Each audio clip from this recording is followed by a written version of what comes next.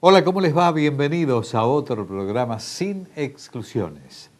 Les propongo que luego de la tanda comercial me acompañen porque tendremos cosas importantes para compartir con ustedes. Ya volvemos. Su seguridad requiere decisiones firmes. Compre seguro su 0 kilómetro.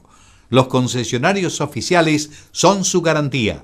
Este es un mensaje de ACARA, Asociación de Concesionarios de Automotores de la República Argentina. La salud es una condición básica para el desarrollo equitativo e inclusivo. Somos 10.000 centros de diagnóstico y tratamiento médico, 15.000 profesionales y 50.000 trabajadores en todo el país. CADIME, Cámara de Instituciones de Diagnóstico Médico. www.cadime.com.ar.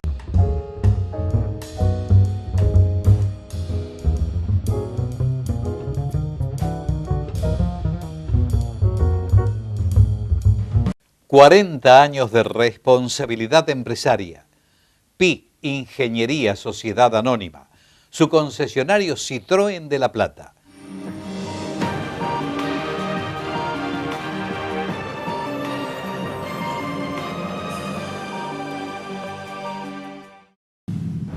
Para vos, que vas a comprarte un 0 kilómetro, en los concesionarios de autos, La Caja también te ofrece los seguros más convenientes.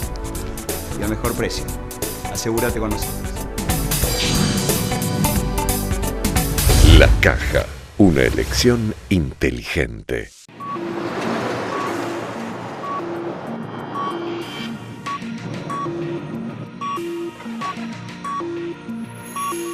Decimos sí a todo.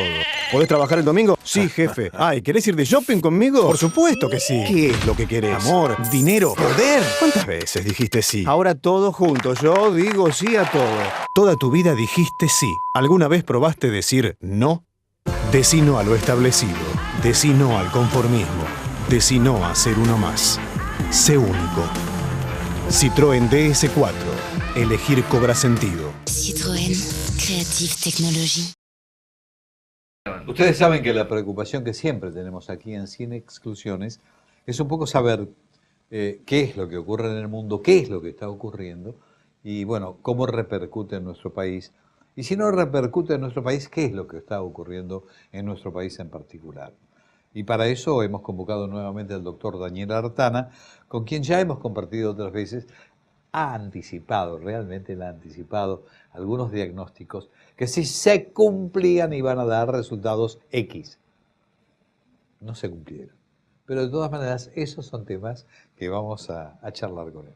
Gracias por venir, Daniel. Eso por ser optimista, me pasa. No, claro, demasiado. Viste que no todos los economistas pronosticamos desastres, como dice la Presidente. Claro, absolutamente. Pero fíjate cómo te cambian los políticos las cosas. Mirá cómo ha modificado Hollande en Francia. Pues sabés que me acuerdo mucho de todo esto, antes de entrar al tema de Francia, porque en una de las primeras conversaciones que hemos tenido contigo respecto de Estados Unidos, vos me dijiste que una de las cosas más inteligentes que hicieron fuera socorrer a los bancos. Y resolver el tema, sí, tratando de castigar a los accionistas, que es lo que hay que hacer. Bueno, España, por ejemplo, Rajoy no quería, pero terminó haciendo algo que todavía no terminó. Parte de las dudas que todavía hay en Europa es que los bancos tienen problemas y obviamente el cheque se lo van a terminar pasando de alguna manera a los gobiernos y los gobiernos no tienen espalda para bancar a los bancos. Cosa esta reconocémela, te la advertí hace 2 años esta.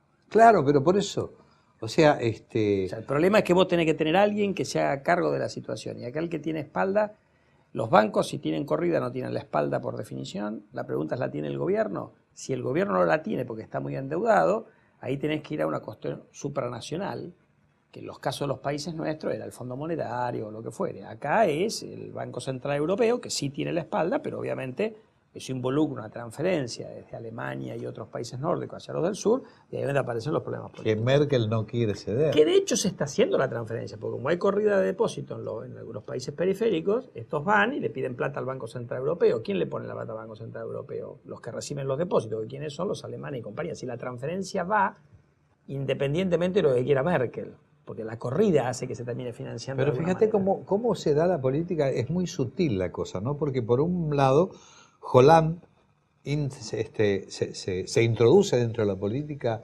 de Europa, gana las elecciones en Francia. Yo digo que gana como contraposición al hecho de que los franceses no lo soportaban ya, o no soportaban la situación económica que estaba viniendo con los acuerdos de Sarkozy. Es decir, no quería más la constricción. Hollande dice, no, apostemos al crecimiento y veamos cómo hacemos. Y esto genera en el bloque en general una situación. Pero déjame que te diga una cosa. Yo creo que Hollande, y con todo respeto lo digo, fue bastante irresponsable. Y primero el debate, y segunda cuestión, el debate está mal planteado. No es que hay un debate entre crecimiento y ajuste. Todos quieren crecer. El problema es cuando vos tenés el lío que tienen los europeos, para poder hacer políticas expansivas, que es lo que todos querríamos, yo creo que incluso los alemanes hacer, necesitas quien te preste la plata. Porque vos, de alguna manera, tenés que financiar el déficit fiscal. Y el problema se te complica cuando vos tenés países que nadie quiere prestarle la plata. Entonces yo también creo haber dicho en este programa, pero si no lo dije acá, lo dije en algún otro lado, que el problema es que para Europa en su conjunto la cosa no está tan clara. Si vos me preguntas a mí, Alemania para lidiar con sus problemas tiene capacidad de hacer déficit fiscal y eso ayudaría al resto de Europa. Ahora, Francia está medio al límite. Entonces cuando Hollande gana la elección diciéndole a la gente vamos a dejar de ajustar, le vendió pescado podrido. Y ahora lo que va a venir es que los franceses, al igual que nosotros, están ajustando el presupuesto. ¿Entendés? Entonces, acá no es que vos ajustás, es el debate entre ajuste y crecimiento, es el debate entre financiamiento para poder hacer políticas keynesianas expansivas y si no, ¿cómo lo conseguís haciendo reformas estructurales? Lo único que hizo Hollande fue darle la vuelta a la única cosa razonable que había hecho Sarkozy, que era subir la edad de jubilación. Es un falso debate, ese es el debate que quiere hacernos creer que existe en el mundo el gobierno argentino. Ahora, no ese es el debate es quién pone la plata para hacer política keynesiana expansiva. Si la tenés, pero sin duda tenés que hacer políticas expansivas. El problema es que no la tenés en Europa. Y eso es parecido al debate que tenemos en la Argentina hoy. Porque vos fíjate que el gobierno lo agarra una economía que se paró de golpe por malas noticias de afuera y por decisiones equivocadas del gobierno, pero ese es tema a otro costal. La economía se paró y cuando el gobierno quiere hacer políticas expansivas se da cuenta que no tiene la plata. Entonces, para hacer el crédito a la vivienda, recurre a la plata de los futuros jubilados. Es decir, apenían CES y pone la plata para acá. Pero claro, esa plata está prestada en otras cosas, con lo cual el efecto neto no es tan reactivante. Y ahora le pide a los bancos que le presten a las empresas plata que está prestada en otra cosa. Entonces, está pidiendo, y le pide a las provincias que hagan el ajuste que el gobierno nacional, en alguna medida, no hizo en su momento. Entonces, lo que vos tenés acá es que la moraleja es la misma para allá que para acá. Vos tiene una lógica central hacer política keynesiana, política anticíclica, pero si vos no tenés la capacidad de endeudarte siempre, cosa que en Europa normalmente la tenés, pero en el lío que se metieron la han perdido muchos países, vos tenés que juntar en la época de buena para poder gastar en la época de mala. Y esto que nosotros venimos diciendo en la Argentina fue el error que se cometió en la década del 90, el error que se cometió ahora. Entonces hoy, cuando en el 2010 y el 2011 la economía volaba como un cohete y te sobraba plata a lo loco en el Estado, ¿qué hicieron con esa plata? Se la gastaron toda. Y más, porque el déficit fiscal siguió subiendo. Entonces, ¿qué te pasa? Hoy, cuando necesitarías hacer las políticas expansivas para sostener la demanda, porque el sector privado está más pesimista y la confianza del consumidor cayó, la gente está invirtiendo menos, las empresas, no tenés el espacio para hacer política expansiva porque no ahorraste en la buena y no tenés quien te presta plata. Entonces, en alguna medida el debate es igual, pero no es que el problema es el ajuste. A nadie le gusta ajustar per se. Lo que tenés que ser es prudente en la buena para poder gastar en la mala. Esto que uno aplica en su casa, ¿viste? A los políticos argentinos, y parece que a los europeos, les cuesta horrores hacer. Ahora yo te pregunto, y esto es una pregunta que yo ya te había hecho en su momento, y de esto algo conocés, ¿no? Riesgo empresario, te hice la pregunta, riesgo empresario y riesgo bancario. Es lo mismo. Porque son empresas que mueven en dinero. Lógicamente, y las empresas que mueven, pero ¿a qué va la pregunta? Porque digamos, si los banqueros se mandaron macanas, ¿las tienen que pagar? Por supuesto que sí. Sí. Y eso es lo que han tratado de hacer los americanos. Lo que pasa, y yo estoy de acuerdo con eso, y eso estoy de acuerdo y creo que esa es la posición de Alemania y la posición de buena parte de Europa. El problema es que vos, por hacerle pagar a los accionistas a los bancos, no termines cerrando los bancos. O sea, lo que vos tenés que buscar es un mecanismo por el cual el accionista del banco es el que primero responde ante el lío. ¿Qué pasa? A veces, como el capital de los bancos es chico en relación a la exposición que tienen de activos y pasivos, entre otras cuestiones porque la regulación les permitió que hicieran eso, ese capital es muy chiquitito para absorber. Entonces los bancos están con problemas, aun cuando los accionistas pierdan todo lo que tienen. Que yo estoy de acuerdo, si el tipo se mandó una macana y tomó demasiado riesgo, viejo, tiene que quebrar y punto. Así es el capitalismo. En el caso de los bancos, el problema es que a veces cuando te cierra un banco te genera efectos colaterales mayores que cuando cierra una empresa industrial o una empresa de servicio. Pero eso no quiere decir que vos tenés que salvar al accionista, como tampoco tenés que salvarlo una empresa industrial o una empresa de servicio. El empresario está para tomar riesgo y ganar cuando le va bien y perder cuando le va mal, viejo. Es la esencia del capitalismo, porque si no somos capitalistas en la buena y somos socialistas en la mala. Pero ¿y entonces cómo haces para poder crecer, aplicando la teoría de Keynes, cómo haces para crecer si no tenés la posibilidad? ¿Podés proyectar en el tiempo, diferir los pagos, establecer un crédito distinto? Pero eso es otra... O sea, ahí vamos por... No sé bien la pregunta que va, si a la coyuntura europea o a la coyuntura... A la coyuntura europea, fundamentalmente.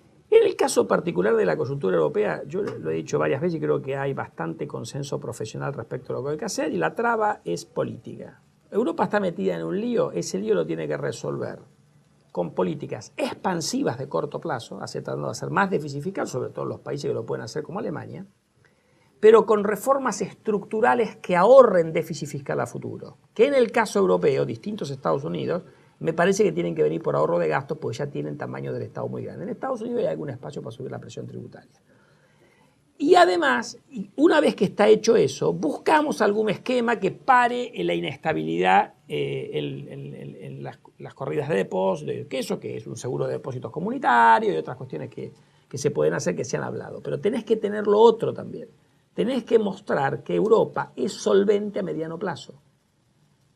¿Okay? Porque si no, haces déficit, aumentás la deuda y la corrida contra la deuda sigue, los gobiernos no pueden hacer el déficit porque lo tienen que hacer los financian. Vos para poder gastar más de lo que te ingresa, tenés que te preste la plata. Y el problema en Europa, en Italia, en España, que no le quieren prestar la plata a tasa de interés razonable. ¿Entendés? Ese es el problema básico. No quieren dejar de ganar. Pues no es que no quieren dejar de ganar. Yo te digo, ¿vos comprarías bonos griegos? Vos es muy fácil criticar. El tipo que te presta la plata percibe que no es lo mismo, está dispuesto a prestarle al 1% a Estados Unidos y no se contenta con 7 en España. ¿Por qué es eso? ¿Porque es codicioso? No, porque en España calcula que lo van a jorobar. ¿Por qué calcula que lo van a jorobar? Porque es tanta la plata que le han prestado los organismos europeos que el tipo sabe que esos cobran primero y por lo tanto que él no va a cobrar. Te pone la gente que haga donaciones, viejo. Finalmente, porque el tema da para muchísimo, finalmente la inflación en la Argentina tiene límites o no? Sí, de hecho está bastante estable, en alrededor del 22%. El problema es que a pesar de que la economía se paró, no cayó. En el año 2008-2009, cuando la economía, de hecho, hubo un receso en aquel momento, la inflación bajó de 25% a 15%. Ahora con la economía que muestra claros signos de debilitamiento, la inflación sigue en alrededor de 22% según miden las provincias. Esto es una mala noticia. Hay recesión. Yo te diría todavía retracción. La economía se paró. Si está cayendo un poco, yo creo que sí, pero uno podría argumentar, si alguien te dice está creciendo un poco, también se lo podés creer. Lo que pasa es que era una economía que crecía al 7-8% anual, después pasó a que sea del 4, está creciendo al 0. Puede ser menos 1, puede ser más 1. Entonces, entre el 8 al 0 se nota la diferencia. Es una economía que se paró. Y en la industria está cayendo, en la construcción está cayendo. Donde eso se sostiene mejor en la parte de servicios. Daniel, te voy a convocar otra vez porque quiero hablar contigo respecto de lo que puede llegar a pasar en el futuro en nuestro país. ¿Cómo no? Gracias por venir. Acá estaremos. Andes, más cerca de usted. Para compartir el encuentro social, personal o empresarial, su lugar de referencia en Mar del Plata es el Sheraton Mar del Plata Hotel. Compruébelo.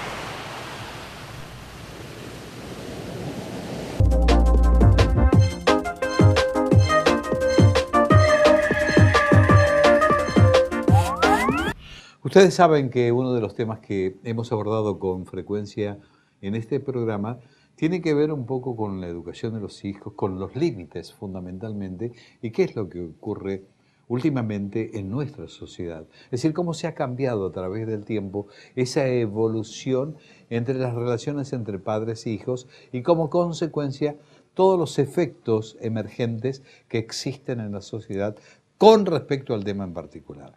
Entonces, nos hemos permitido convocar a la licenciada Nélida Pedrosa, licenciada en Psicología, para hablar sobre el particular, que me parece que es un tema de actualidad y fundamentalmente que está muy vigente, ¿no? Gracias por venir, Nélida. No, no hay nada, es un placer. La frase que puede convocarnos es por qué es tan difícil ser padres hoy, ¿no? Porque lo que usted menciona de la violencia también está presente en esa relación. Y siempre que hablamos de niños y de adolescentes es familia y escuela. Así que hay niños, adolescentes, papá, mamá y docentes con alguna problemática, ¿no?, que los preocupa y que genera pares en tensión en la relación, ¿no? Ahora, ¿no se ha perdido la esencia del concepto de familia de todo esto? No se perdió, sino que fue cambiando. Es uno de los fenómenos que afecta a esa relación. El modelo tradicional patriarcal en la década del 60, que es una edad de corte, ¿no es cierto?, que cambia allí casi todos los paradigmas, ¿no? El modelo fordista industrial pasa a una industria más flexible, el obrero vinculado en el mayo francés con el estudiante o el cordobazo propio de la Argentina, ¿no? Van juntos a cantar, es prohibido prohibir, lo que no está prohibido está permitido, ¿no? Hay una vuelta ahí en las relaciones, la píldora anticonceptiva, los vínculos familiares se hacen más tiernos, ¿sí? Ya casi podemos establecer como que ahí comienza el tuteo. Todos los que somos jovencitos en la década del 60 somos los nenes que empezamos a tutear a nuestros padres, en tanto nuestros padres no tuteaban a nadie. Nosotros tuteamos a nuestros padres, pero no a los abuelos, ni a los maestros, ni tampoco a los profesores. Y nuestros hijos, que son los que hoy tienen menos de 40, tutearon a todos, a la maestra, a los profesores de la universidad. ¿Tutean a diario o cualquiera? A cualquiera, sí, ¿no? Usted y yo, que somos los padres de eso, podemos entrar a un negocio y uno muy jovencito, que puede ser nuestro nieto, nos dice, ¿qué querés? ¿No? Exactamente. La primera vez que ocurrió me sorprendí mucho, pero bueno, después uno también va acostumbrándose. Adaptándose. Entonces, la década del 60, digo para nosotros, hablando así en plural, para psicólogos, pedagogos, psicopedagogos, ¿no?, los que estamos vinculados a la psicología, al psicoanálisis y a esta preocupación, ¿no?, de la violencia, de los jóvenes, a apartarse, ¿no?, de la familia, armar como grupos entre ellos, déjame, ¿no?, que estoy ocupado horas y horas encerrados en el cuarto, tener que golpear estando en la propia casa, todo esto que nos asombra, pero ¿cómo estamos en esto, no? Bueno, digo, a distintos profesionales, nosotros esta década es como fundante, porque cambia el modo de vestirnos, nos sacamos la enagua, las mujeres nos ponemos pantalón, la malla bikini, están los Beatles en el mundo, la comida sintética, el hombre llega a la luna, pero pasa una revolución verdaderamente, y de allí para acá, bueno, el desarrollo de la informática y la electrónica en la década del 60, Usted sabe, ¿no? que dijo algo que me llama, cuando era chico, mi mamá decía, tengo que ir al médico, se ponía una en agua y sí, para ir al médico. y sí, bueno, tenían toda la ropita, esa era de ir al doctor. Sí. Por eso me hizo acordar a mis épocas de chico, ¿no? Claro, es un detalle y no es un detalle, ¿no? Marca cómo estamos nosotras, qué hacemos nosotras. Pero que hay como una liberalización de la cosa. Exactamente. Y bueno, y a partir de ahí, acuérdese, su mamá, sus tías son maestras, empleadas de oficina, con trajecitos sastre para poder, ¿no?, como masculinizadas para poder estar en el campo del trabajo. Lo que pasa es que se cambió el concepto de mujer-hombre en ese aspecto, se han equiparado cosas. Bueno, ¿no? Han pasado 40 años, entonces el fenómeno femenino es otro. Tenemos entonces el de la década del 60, sobre todos nosotros, ¿no? el fenómeno femenino es que nosotras, bueno, ya no solo maestras y empleadas de oficina, ya profesionales, ya en la universidad, ya en las fábricas, ¿no? Ya en la calle, Es ¿no? correcto, pero vayamos un poco a esto que estábamos hablando de los límites, Sí. porque me da la impresión de que se ha cambiado un poco el esquema de papá, mamá, Sí. con respecto al nene, la nena. Sí. Es decir, es como que se ha pasado el límite de lo que significa ser padre, a ser amigo o amiga. Las mujeres, las madres a veces compiten con sus hijas, Sí. los padres se hacen mucho más amigos de sus Sí. hijos de lo que corresponde. Sí. Se cambia, es decir, los mismos padres Sí. pasan el límite que tienen Sí. que tener. Se olvidan cuál es el correcto límite que debían tener. No sé si se olvidan, pero es como O que no no lo tienen. pudieran ejercerlo de otra manera. ¿A partir de qué? Hay un fenómeno de adultomorfización de los niños. Ujú. Los niños agrandaditos, voy a decir entre Correcto. comillas.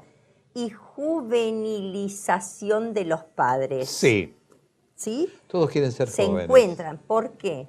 ¿Por qué? Porque también la sociedad de consumo, década del 60, que ya viene, ¿no es cierto? Incrementándose el capitalismo, ¿no? Objetos a consumir, capta niños y adolescentes. ¡Epa! Este grupo etario no lo tenía hasta ese momento. Lo ve, lo descubre. ¿Sí? Ropa para niños, McDonald's, todas las cadenas que nosotros conocemos para niños, juguetes para niños, más allá de estos autitos, la pelota número 5 de cuero, la muñeca que teníamos nosotros. Un universo de reproducciones de objetos de los adultos para nenes, ¿sí? La informática, cada cual con su celular. Parece como primera vez en la historia que los niños enseñan a los padres un contenido nuevo, un conocimiento nuevo. Pareciera que los padres a veces tienen miedo de entrar dentro de lo Tal que cual. es la informática. Es por primera vez en la historia esto, que los niños superan en un conocimiento a los padres. Tendrán que proliferarse las escuelas para padres. Perfecto. ¿Se acuerda usted también que en la década del 60 nuestros queridos Eva Giberti y doctor Escardó Así es. construyen, porque es tanto lo que pasa en la década del 60 como es tanto lo que pasa ahora? Entonces ellos construyen la escuela para padres como para orientar y escriben 3 tomos, ¿no? Entre ellos 2, dialogando qué hacer en cada caso, en los berrinches, las pataletas. Bueno, en un diario que sale diariamente, los días miércoles, acá en la capital federal, sacan suplemento de educación. En el suplemento de educación de este miércoles me encontré con la sorpresa de que hay una escuela para padres creada por un grupo de escuelas que se reúnen para discutir qué hacemos para lograr el diálogo con nuestros hijos, ¿no? Y cómo revisar los roles. Porque al emparejarse, tal como explicó usted, que pareciera que pasan los límites en la confidencialidad, en esto de ser amigos, confundiendo que la relación es amistosa porque no es autoritaria, pero no es de amigos, porque tiene que establecer una jerarquía. Y en esto usted y yo tenemos que estar como muy, pero muy seguros cada vez que lo digamos. Para que exista un niño, tiene que existir un adulto. Entonces, si a uno, porque también en la discusión, pero ¿qué querés? Que se vuelva aquel modelo, que papá nos miraba así, no se podía hablar, no sabíamos ni quién era nuestro padre, porque no nos atrevíamos a preguntarle nada. No estoy diciendo aquel modelo padecido por nosotros, de temor, ¿no? Ahora, ¿cómo se soluciona todo esto? ¿Cuál es es decir, lo inmediato? ¿Cómo? Haciendo lo que estamos haciendo usted y yo.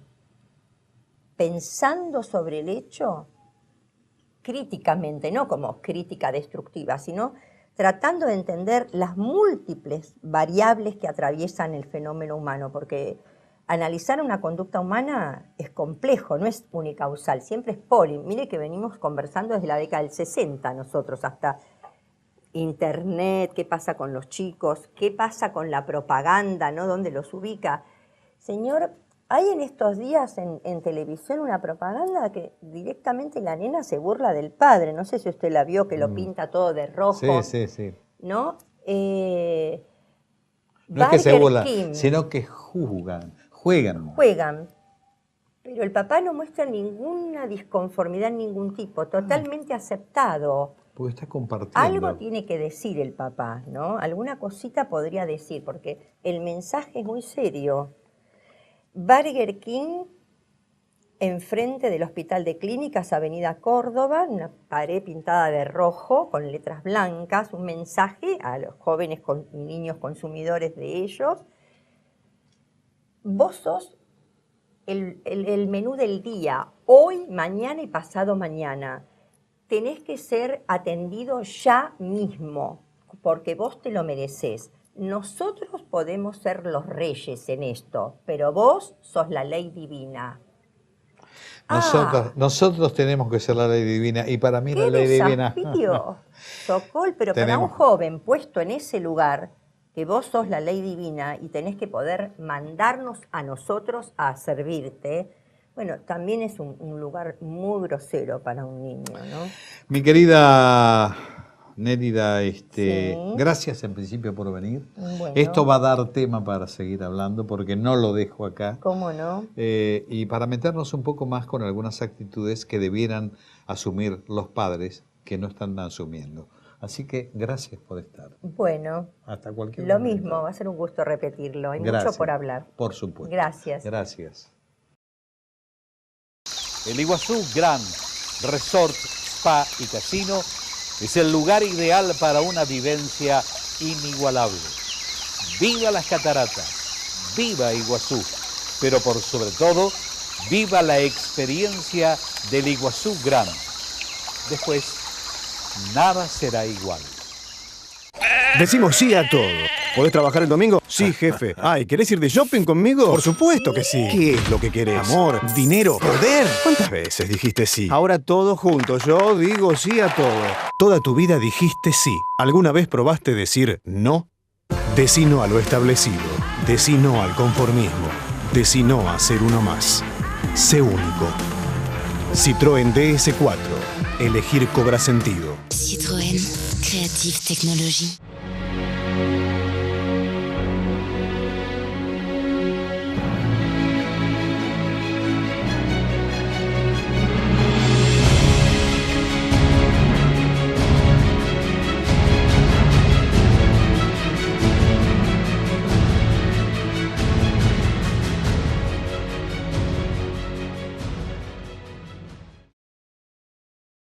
Y nada más, el próximo miércoles, a partir de las 20:30, volveremos a estar con ustedes con otro programa sin exclusiones. Hasta ese momento, y muchísimas gracias.